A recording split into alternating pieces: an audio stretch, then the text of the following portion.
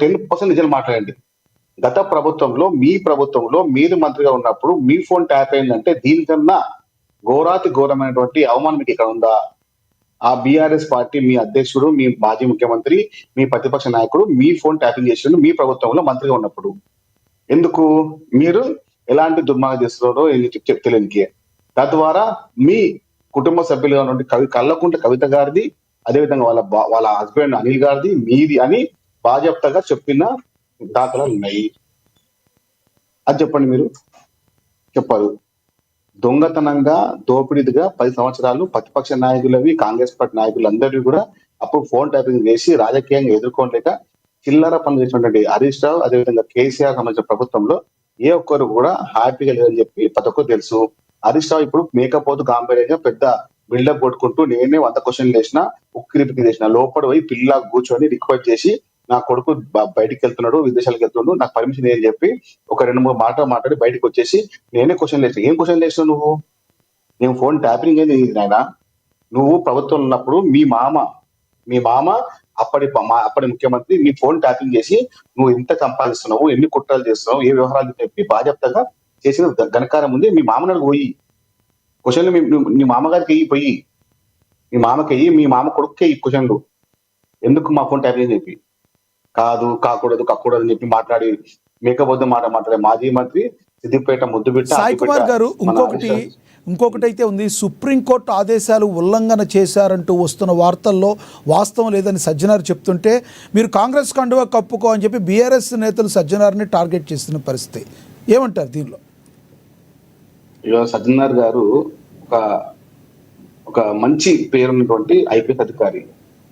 దిశ కేసుల్లో ఆయన ఎంతమంది మెచ్చుకున్నారు, ఆయన వ్యవహారం ఏ విధంగా ఉంది అనేది అందరికి తెలుసు. రేవంత్ రెడ్డి గారు ఒక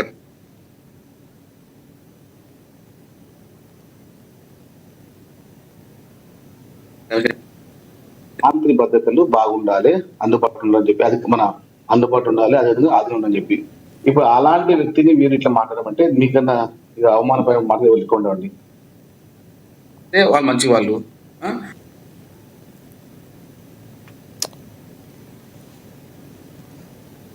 మీ వాయిస్ మ్యూట్ లో పడుతుంది చూడండి. ఫోన్ వస్తుంది, మీది ఫోన్ వస్తున్నట్టుంది చూడండి, కట్ చేయండి, అది కంటిన్యూ చేయండి ప్రత్యేకంగా. అలా ఇలాంటి దుర్మార్గమైన మాటలు హరీష్ రావు మాట్లాడే ముందు 5 సార్లు ఎమ్మెల్యే పనిచేసినావు, 10 సంవత్సరాలు మంత్రిగా పనిచేసినావు, అధికారుల పైన స్పష్టంగా మాట్లాడండి. మేము ఇంతకుముందు మీరు మాట్లాడినప్పుడు ఇదే మాట్లాడరా?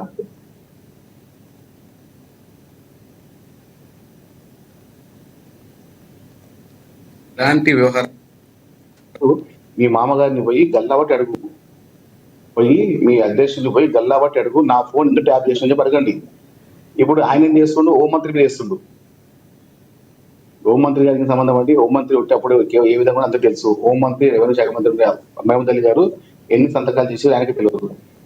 వీళ్ళ సంతకాలు చేసి వీళ్ళ వ్యవహారాలు చేసి హోంమంత్రిని డమ్మి కూర్చోబెట్టి కేవలం మా వ్యవహారాలు అని చెప్పి మాట్లాడే హరీష్ రావు, మరి అదేవిధంగా కల్వకుంట్ల చంద్రశేఖరరావు గారు, వీళ్ళందరూ బాధ్యతగా అందరు ఫోన్ ట్యాప్ చేశారు, కవిత గారితో పాటు హరీష్ రావుతో పాటు. కాబట్టి నువ్వు గల్లా.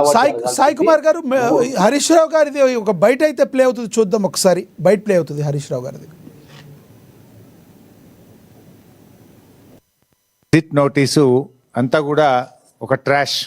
నిజంగా చెప్పాలంటే ఈరోజు ఉత్త సొల్లు, ఎటువంటి నిరాధారమైనటువంటి ఆరోపణలు, ఆధారం లేనటువంటి మాటలు, అడిగిందే అడుగుడు, సొల్లు పురాణం తప్ప ఏమీ లేదు. ఒక్క ఆధారం కూడా చూపలేదు. ఓ గంట అడుగుడు, గంట అడగంగానే పైకి వెళ్ళి ఫోన్లు వస్తాయి, బయటకు పోవుడు, గంట మాట్లాడుకొని మళ్ళీ చూడు, మళ్ళీ ఒక అర్ధగంటను గంట అడగంగానే మళ్ళీ సైకిల్ వస్తాయి, బయటకు వెళ్ళి ఫోన్ అనగానే మళ్ళీ బయటకు పోవుడు. మరి ఆ ఫోన్లు రేవంత్ రెడ్డి చేస్తుండా, సిపి సజ్జనార్ చేస్తుండా నాకు తెలియదు, కానీ ఫోన్లు వచ్చుడు, బయటకు పోయి మాట్లాడు. బయటకు పోయి ముగ్గురు పోతారు, ఇక ముగ్గురు అధికారులు కలిసి అడుగుతూ ఉండ్రి. ముగ్గురు బయటకు పోవుడు, గంట మాట్లాడుకొని వచ్చుడు, గంట అడుగుడు, అడిగిందే అడుగుడు తప్ప అందులో ఏమీ లేదు. అంటే ఇదంతా కూడా అటెన్షన్ డైవర్షన్. ముఖ్యంగా నిన్న మేము ఈ సైట్ విజిట్ సర్టిఫికెట్ పేరిట జరిగిన కుంభకోణాన్ని బట్టబయలు చేశాం.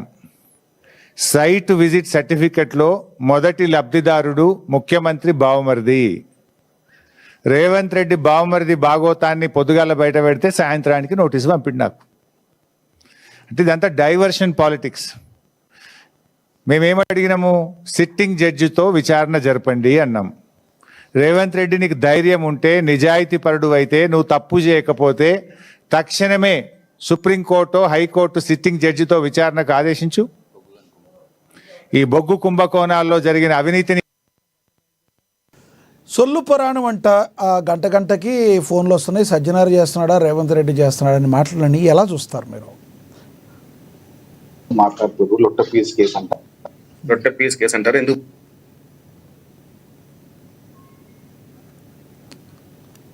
మీ వాయిస్ డిస్టర్బెన్స్ వస్తుంది సాయి కుమార్ గారు. పనులు చేసి దగదపాటి పని చేసి దొంగ పనులు చేసి దగులుపాటి పనులు చేసి ఈ లొట్ట పీసులు మాట్లాడుతున్నట్టు ఈ బావబామతులు, బిల్లా రంగాలు, ఈ దోపిడి దొంగలు, ఈ దగాకోర్లు, ఈ దోపిడీదారులు తెలంగాణ రాష్ట్రాన్ని సర్వనాశనం చేసి ఇప్పుడు మేకబంధు దాకా మాట్లాడుతున్నారు. ఈ దుర్మార్గులని తెలంగాణ పొరిమేళ్ళని తగ్గుట్టాలి అని తెలంగాణ నిర్ణయించుకున్నారండి. ఇదేంటండి, ఫోన్ ట్యాపింగ్ కేసులలో కూడా అంటే రాజకీయంగా ఎదుర్కోలేక ఇలాంటి నికృష్టమైన రాజకీయాలు చేసినటువంటి మీ మామని అడుగు పోయి గల్లా పట్టుకొని, ఎందుకు మామ నాది ఎందుకు ట్యాప్ చేసి చెప్పి ఈ బయటకు వచ్చి ప్రెస్ మీట్ మాట మాట్లాడుతుండ్రు. అది మన ఎవరు సజ్జనారు ఫోన్ చేసిందా, ముఖ్యమంత్రి రేవంత్ రెడ్డి గారు ఫోన్ చేసిరా, దొంగ పని చేసింది మీరు.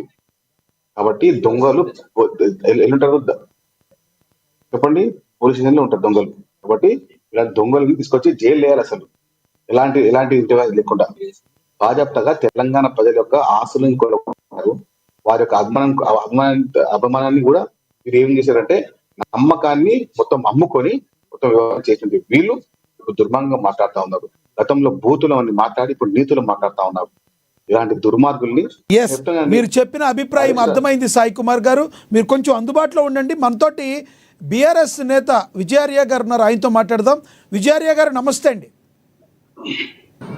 నమస్తే అండి లక్ష్మీనాథ్ గారు, నమస్తే. ఎస్ విజయార్య గారు, నిన్న అయితే హరీష్ రావు గారిని సిట్ అధికారులు ప్రశ్నించారు. అయితే